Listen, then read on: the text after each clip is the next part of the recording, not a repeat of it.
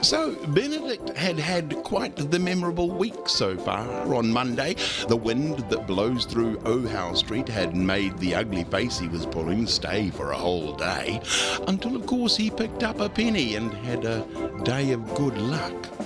But then on Wednesday his luck changed for the worse again when he walked under Mr. Tinkerbottom's ladder, and what a disaster that Wednesday turned out to be. So surely his luck was about to change. Surely something would go his way today, and without even knowing it, things were about to get better for our Benedict. Morning rituals all over and done with, breakfast eaten, teeth brushed, boxed lunch packed and out the door.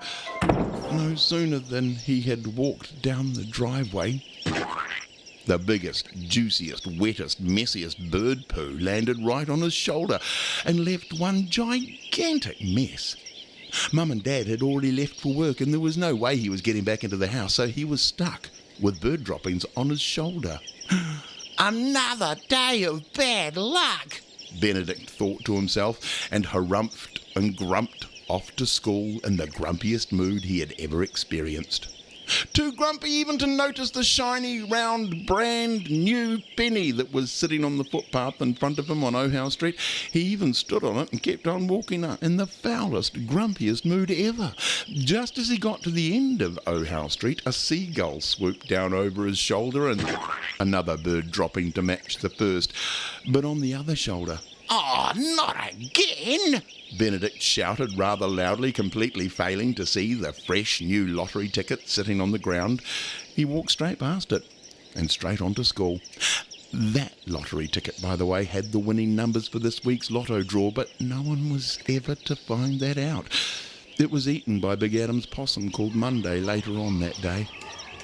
Just at the school gates, Benedict was pooed on again by a sparrow, this time right on his head, all through his hair. What a mess! And while he was grumping on and on about that, he completely failed to hear Mr. the principal, ask him if he would like his second jammy donut, as he had bought two and really only wanted one. Benedict grumpily mumbled his way to his classroom, and Mr. the principal of the school gave the jammy donut to someone else, wondering what in the world was wrong with Benedict. At lunchtime, it was a fantail that pooped on him, and while everyone kept telling him it was good luck to be pooped on by a bird, Benedict was just far too busy grumping and whinging and whining and wiping bird droppings from various parts of his body. After the fantail had left its little package on him, moodily cleaning off the dropping, he failed completely to hear his best friend offer him the spare ticket to the movies after school that day. And his best friend, thinking Benedict was grumpy and ignoring him, thought it best to leave him be and offered the ticket to someone else. Turned out to be a lucky seat ticket and won the other chappie a month's worth of free movies. Weird things were not going well for Benedict. Or at least things should have been going well for him, but he was just not seeing it. It was a lucky day for Benedict, but Benedict didn't have a clue. Luck was following him everywhere, but Benedict never knew. If he opened his eyes, he would realise that this was his lucky day. Instead of saying shoo to the birds and their poo, he should have shouted out loud, hooray!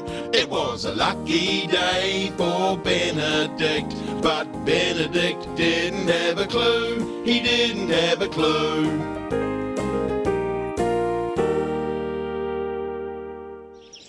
At last it was time for home, but yes, as luck would have it, fate had one more trick to play on Benedict, and this time it came from one yellow budgie.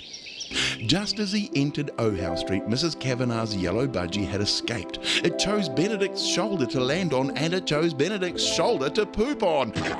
Right! Benedict grumped, gently grabbing the bird, and took it to Mrs. Kavanagh's house and knocked firmly on the door. "Your bird, I believe, Mrs. Kavanagh?" She was delighted to see Mr. Perkins, that was what she had called her yellow budgie, and gave Benedict a $20 note as a reward for bringing it back to her. At last! Good luck had finally caught up with him. But Benedict had no idea what was in store for him on Friday. But then this was Ohow Street, and anything is possible on Ohow Street.